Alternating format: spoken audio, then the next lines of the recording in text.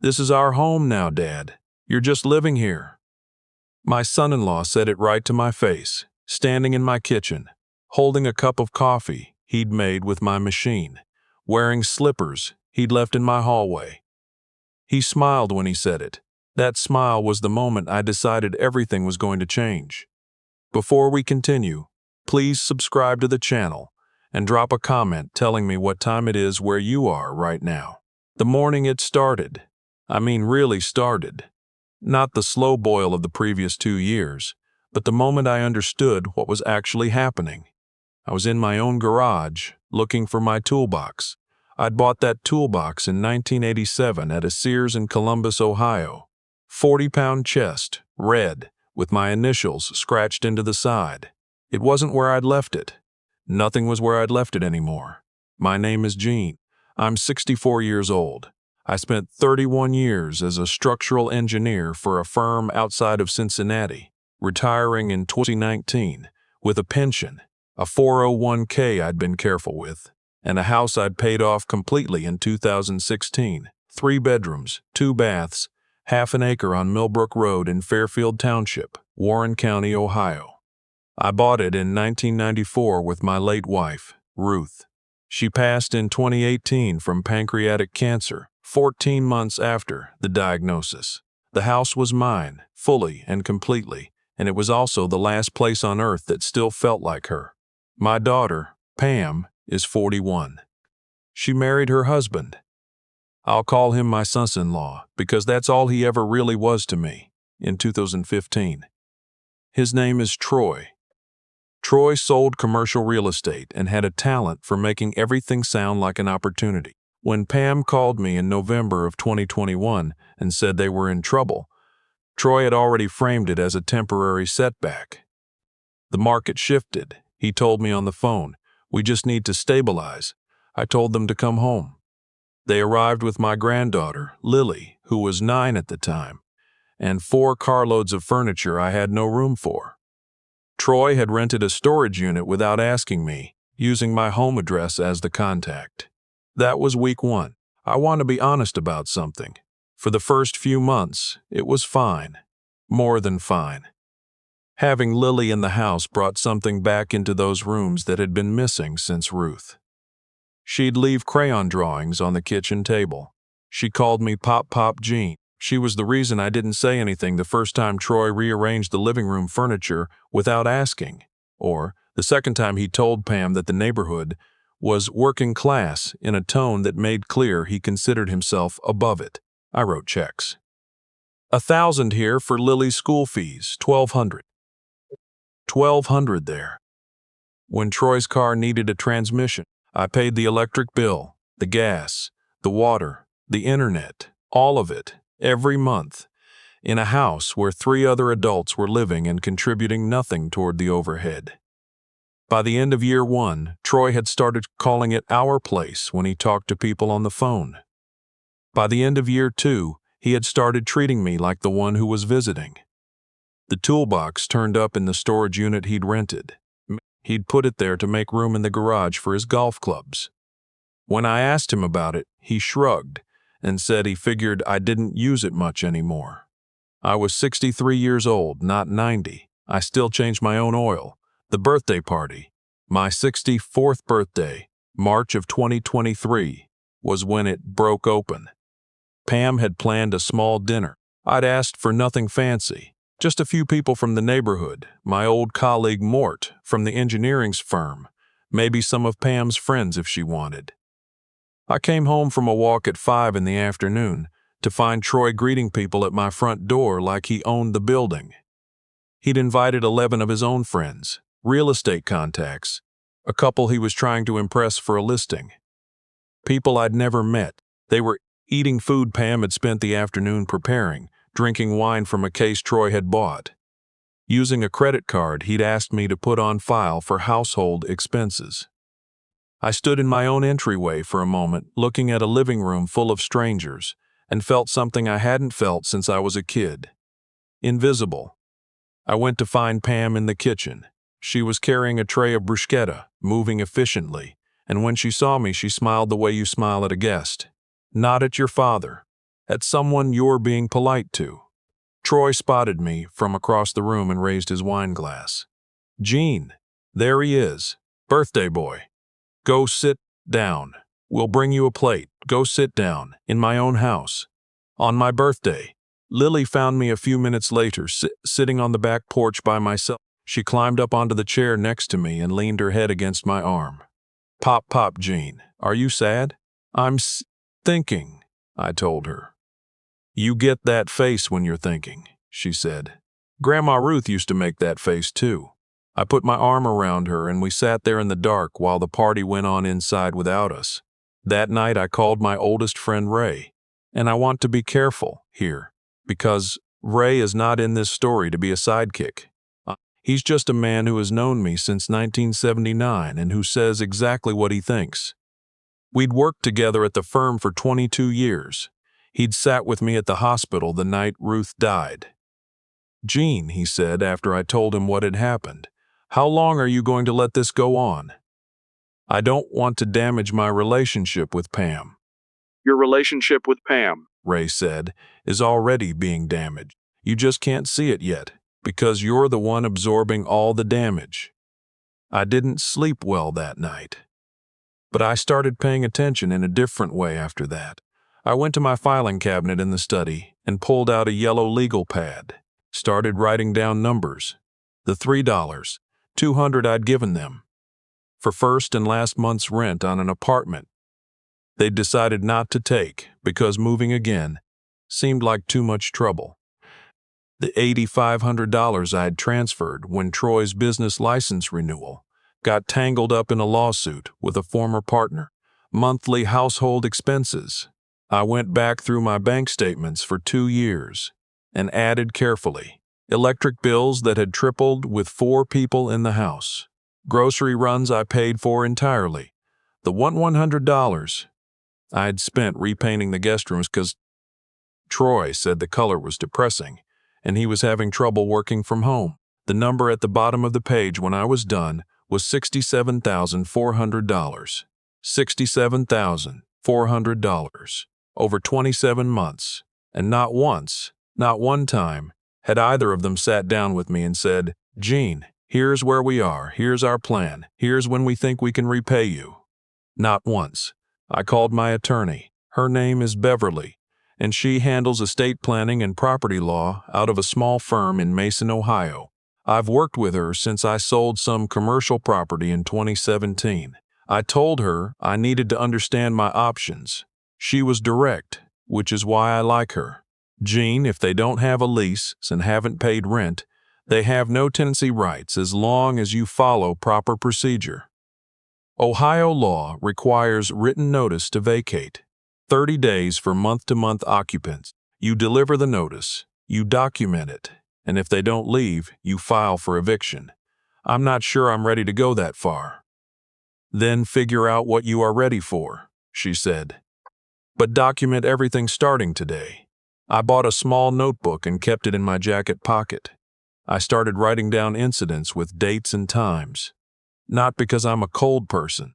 I wrote them down because Ray was right. I was absorbing damage and calling it family, and I needed to see it clearly. July 14th. Troy told Lily that the backyard was his project and she needed to check with him before inviting friends over to play. July 22nd. Pam told me without looking up from her phone that they'd decided to get a dog. A dog. In my house. They hadn't asked. August 3rd. Troy informed me that he'd started giving out my home address on his business cards as his professional address, and that I should expect mail from his real estate board. August 10th. I found my late wife's sewing table, the one her mother had given her, solid oak, irreplaceable, moved to the garage to make room for Troy's desk. That last one, that one I sat with for a long time, Ruth had refinished that table herself in 2004.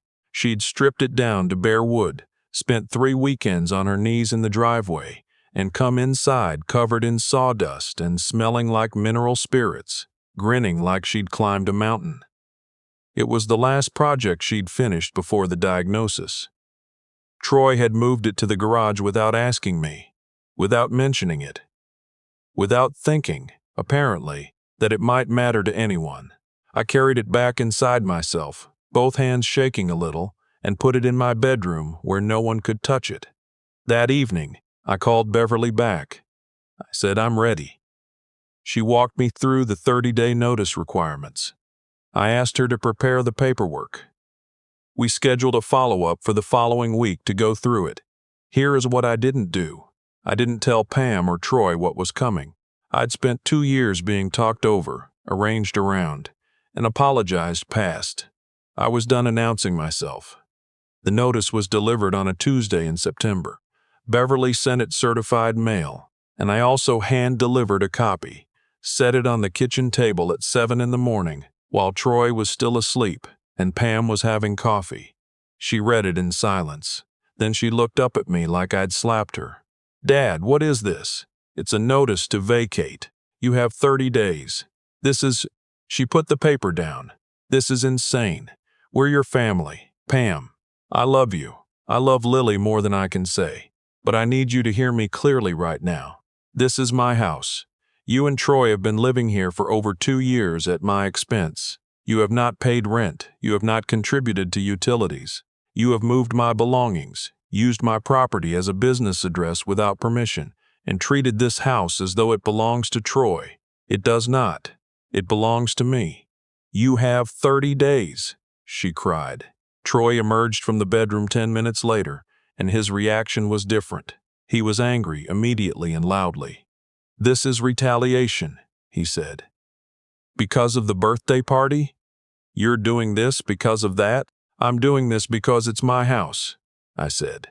He threatened to call a lawyer. I told him that was his right. I went to the study and closed the door. The 30 days were the hardest of my life, and I want to be honest about that. The house was miserable. Troy stopped speaking to me entirely. Pam alternated between crying and pleading and, a few times, cold fury. Lily didn't understand what was happening, and I could see her watching the adults around her, trying to figure out what she was supposed to feel. I started driving her to school every morning. It was the only time we had that felt normal. On the 28th day, Troy appeared in the doorway of my study. He sat down without being invited, something he'd always done. "Jean," he said, "let's be reasonable. We have nowhere lined up yet. We need more time." I slid a piece of paper across the desk. It was a printed listing from Zillow. A 3-bedroom rental in Springdale, 12 minutes away. Available immediately. $1,850 a month. "I've already contacted the property manager," I told him. I told them my son-in-law would be calling. I offered to cover the first month's rent and security deposit as a transition. He stared at the listing. "You planned this." "I've been planning a lot of things lately." They were gone on day 31. I changed the locks that afternoon. Not because I was angry. Because it was time. The weeks that followed were so quiet I had trouble sleeping. The house was entirely mine again. And I walked through every room for about an hour. That first evening, just relearning the space. Put Ruth's sewing table back in the corner of the dining room where it had always been. Made myself dinner, ate it at the kitchen table, watched the news in the living room in the chair I preferred. It felt like coming up for air. Beverly had prepared the civil complaint at my request. $67,400 in documented loans and household support. I held off filing for 6 weeks. I wanted to see how Pam responded. She called me twice in October, and both calls were about money. When could they expect a check? Whether I'd be willing to forgive what they'd spent. Whether family shouldn't mean more than a number on a legal pad. I listened. I said I'd think about it. I didn't commit to anything. Ray came over on a Thursday in October, and we sat on the back porch with coffee, and he asked me what I was waiting for. "I'm trying to figure out if Pam is different from Troy, or if she's just better at hiding it." "How would you know the difference?" "I don't know yet," I said. In November, Lily called me. Not Pam, not Troy Lily. She was 11 now. She'd found my number in Pam's phone. Pop Jean," she said. "I have a question." "Okay, sweetheart." "Why did we have to leave?" I thought carefully. Because I needed my home to feel like my home again, Lily. And some of the things that were happening there weren't fair to me. Was it Daddy's fault? I'm not going to put that on you. That's a grown-up question. She was quiet for a second. I heard her breathing. Grandma Ruth's table is back in the dining room in your pictures, she said. I saw on your phone background when you called Mom last week. She would have liked that. Yeah, I said. My voice came out rougher than I expected. She would have. Can I visit you sometime? Whenever your mom says it's okay, I told her. My door is always open for you. I filed the civil complaint in December. Pam was served on a Thursday afternoon. She called me that evening. I let it go to voicemail. She called 3 more times. On the 4th call, I answered. Dad, you're suing me. I'm suing you and Troy jointly for documented expenses totaling $67,400. Dad, we don't have that money. I know. The court will establish a payment schedule based on what you can afford. She was crying again, but it was different this time. Quieter, more like someone who finally understood where they actually were. Dad, I let him treat you like that. I saw it happening and I told myself it wasn't that bad. It was that bad. I didn't say anything for a moment. I know you know that, I finally said. I need to see what you do with knowing it. The hearing was in February at the Warren County Courthouse. Troy showed up with an attorney he'd apparently found on Groupon. I say that because she seemed underprepared and mildly confused about which case she was there for. Beverly represented me. She had a binder. Troy argued that the money I'd given them were gifts, not loans.